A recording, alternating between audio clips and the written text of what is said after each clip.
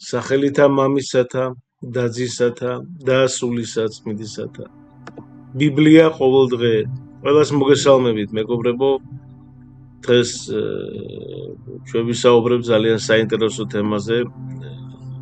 მოასმენინეთ ასევე რა თქმა უნდა შვილებს, ბავშვებსაც ძალიან საინტერესოა. მეგობრებო, დედამიწა მზის სისტემის გამორჩეული ციური სხეულია.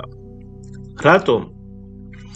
იმიტომ რომ ერთადერთია, რომლის ზედაპირზეც თხევადი წყალია და სადაც სიცოცხლის მრავალფეროვანი ფორმები არსებობს. დედამიწის ფორმირება დაიწყო დაახლოებით 4.5 მილიარდი წლის წინ, როცა მზის სისტემის ჩამოყალიბებისას, ესე ვთქვათ, გრავიტაციული ძალების ზემოქმედებითი გაზისა და მტვრის ნაწილაკები შეერთდა ერთ მთლიანობაში. ანუ ის მზიდან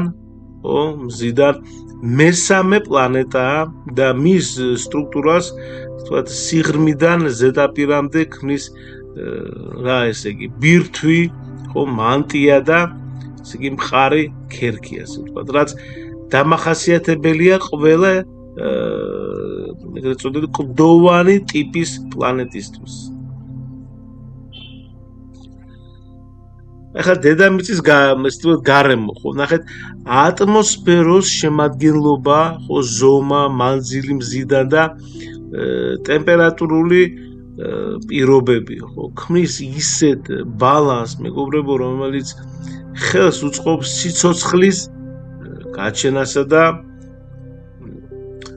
ესე ვთქვათ, შენარჩუნებას. დაახლოებით 3.8 მილიარდი წლის წინ დედამიწის ფართო ოკეანეებია სიცოცხლისათვის შესაფერის გარემოთ იქცა და დღემდე პლანეტა რჩება ჩვენთვის, ვთქვათ, იდეალურ ადგილად მთელ მზის სისტემაში.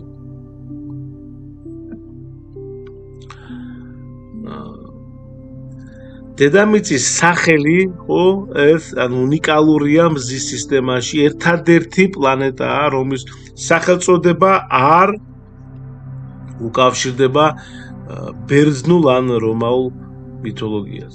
სიტყვა დედამიწა, ხო, მდინარეობს ძველი გერმანული ფესვებიდან და პირდაპირ გულისხმობს მიწას. თუმცა კაცობრიობის მრავალ ენაზე პლანეტას განსხვავებული სახელები აქვს.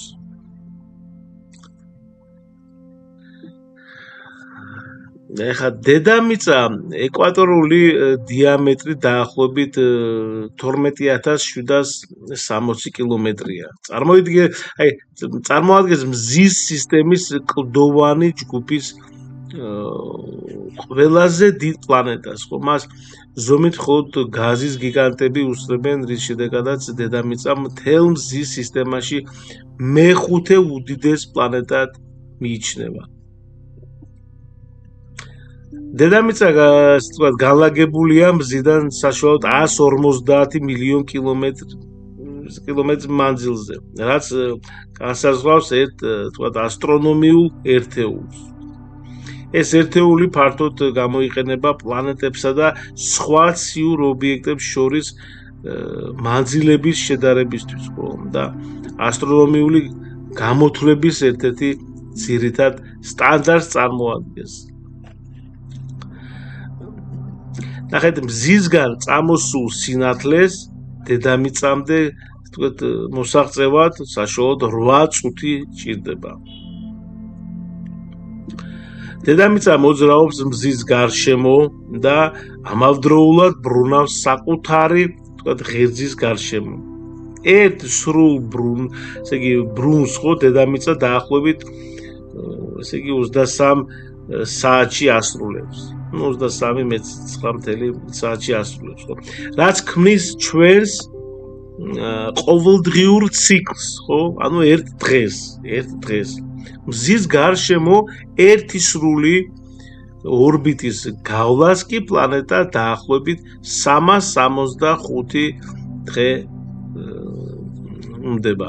კალენდარული სისტემა, ესე იგი ვთქვათ, სინქრონიზებული რომ იყოს მზის ორბიტულ ციკლთან ყოველი 4 წლის განმავლობაში დამატებითი 1 დღე, ანუ 29 თებერვალი ემატება.